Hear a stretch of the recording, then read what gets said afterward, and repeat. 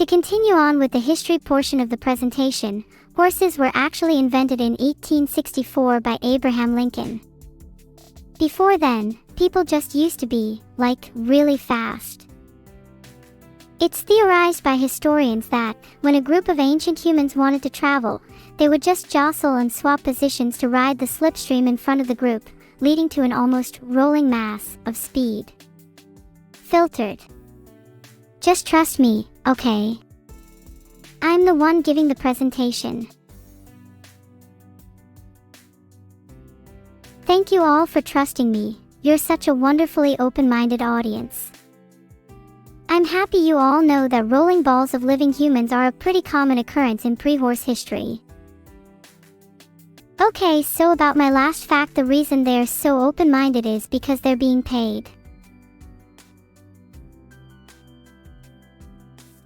Abraham Lincoln had a team of horses to help and encourage him, some designed to tie up his hair, others designed to prepare his razor, and yet others designed to mop up any leftover beard clippings. Before the invention of the beard horse, he was a notoriously slow shaver, cleaning up his own hair by using a hand mirror. Some historians have suggested that the reason he grew such a big beard was because he didn't have enough time to shave. After encountering the great horses of time, he was able to shave at speeds comparable to a high-speed train. It's honestly quite the impressive feat. Something that people don't know is that horses originally came in a variety of materials, with the best known being both lead and gold horses. Gold horses, as you can probably imagine, were prized by nobility because they catapulted them to the top of their respective social hierarchies.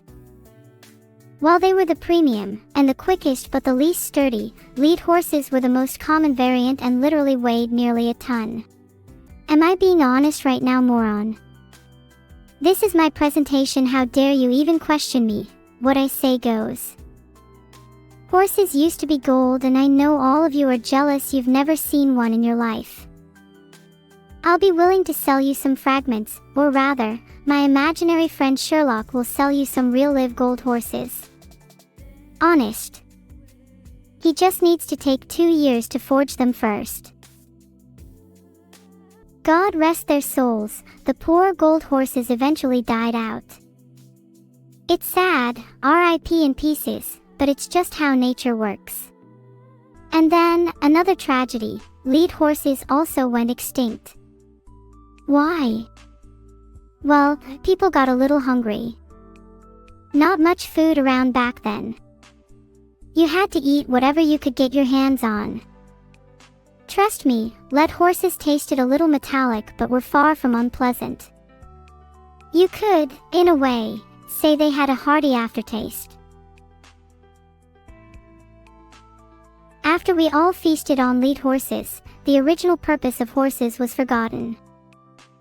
Abraham Lincoln had some spare time on his hands after releasing the Gettysburg Address, so he decided to try and recreate horses once again to help with his beard shaving. He wanted his old chrome sheen back, and he wanted it now. This time, his approach was a little more restrained, and that's how we got the normal horses. Some have called this era the Dark Ages. As lead horses went extinct, so too did the ability for people to glow in the dark. There's a little secret that a lot of people don't know about.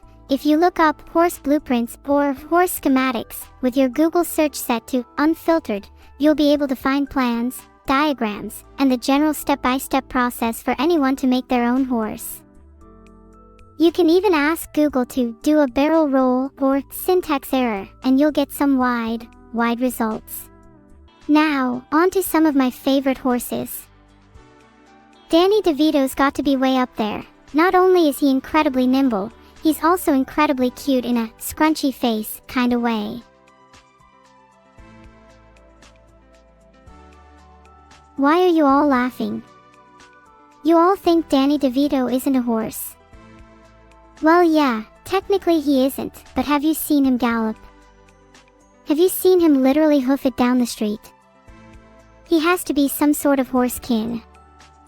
I refuse to believe that's a regular human being. A little more on the normal side, everyone has to love Shetland ponies. A regular horse is nice and all, but they're honestly a little too overkill.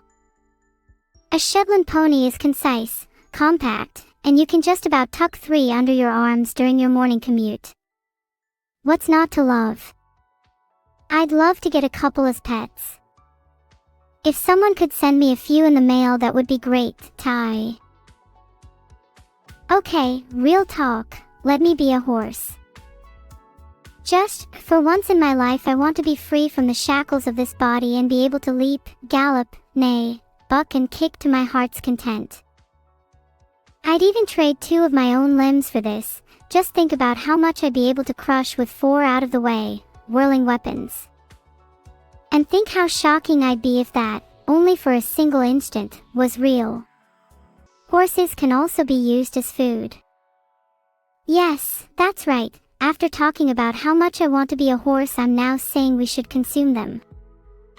Life is like a huge conveyor belt and we all have to move with it. It's not my choice, these little guys are next. Would you think any less of me? Oh my god, I just realized, my delivery driver is probably a horse in disguise. What other reason could there possibly be for such an outlandish choice of attire? He's constantly horsing around with my packages too.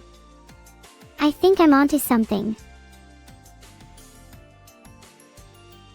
Okay, that's the end of my presentation, but I just have to say, thank you all for attending and being such a rapturous audience.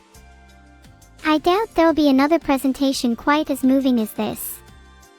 If there are no questions to be asked, I'll finish the outro with an enthusiastic neigh.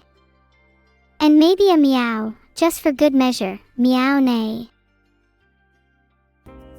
Here's my drawing of a horse. He's really trying his best to stand upright. I'm thinking of entering the ICAS image making competition with this one. Think I'd win. Caveman drawing. What? Are you saying this isn't modern art right here? You are just jealous. Find me one caveman that's even half as capable.